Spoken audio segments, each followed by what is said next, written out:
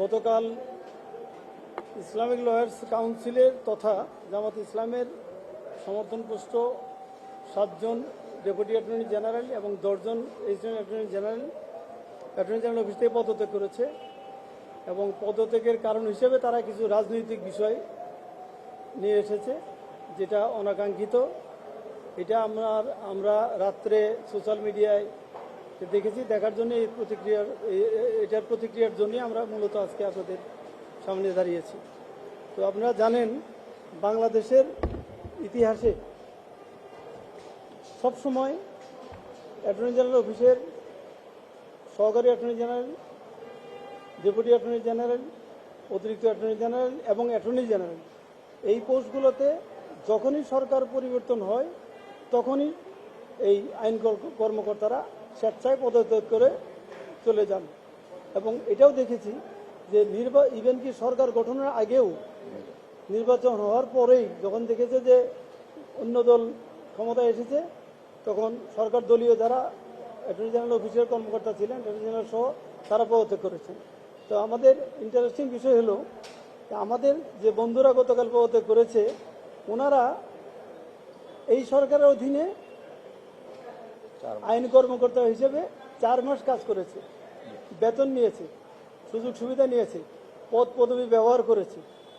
করার পরে গতকাল ওনারা 4 মাস পরে ওনাদের মনে হলো যে এখন তো আসলে পদত্যাগ করা দরকার অথবা রিমুভ হবেন। তো এই জন্য ওনারা রাজনৈতিক কিছু বিষয় নিয়ে এসেছে, যেটা খুবই অনাকাঙ্ক্ষিত। আমার কথা হচ্ছে, ওনাদের এই বক্তব্যটা টোটালি পলিটিক্যাল স্ট্যান্ডবাজি, রাজনৈতিকভাবে প্রভাবিত, যেটা আমরা প্রত্যাশা করিনি তাদের কাছ থেকে। আর ওনারা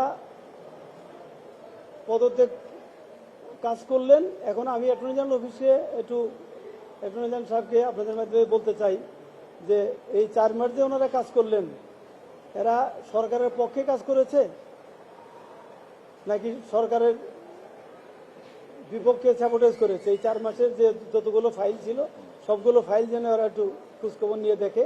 কারণ সরকারের কাছ থেকে বেতন ভাতা সুযোগ সুবিধা সব নিয়ে, আর দিন শেষে 4 মাস কাজ করে দিন শেষে পদত্যাগ করে আবার সরকারের বিরুদ্ধেই অবস্থান নিবে, এতে মনে হচ্ছে যে তারা অ্যাটর্নি জেনারেলের অফিসে সরকারের স্বার্থ রক্ষার জন্য তারা কাজ করেছে বলে আমাদের কাছে মনে হয়নি। কাজে সরকারের বিরুদ্ধেই মনে হয় কাজ করেছে। এই জন্যে রাজনৈতিকভাবে প্রভাবিত হয়ে এই সমস্ত ভিত্তিহীন অভিযোগ তারা এনেছে, যেটা অনাকাঙ্ক্ষিত। এবং এটা যে রাজনৈতিক উদ্দেশ্য প্রণোদিত, এটা তাদের বক্তব্যেই উঠে আসছে।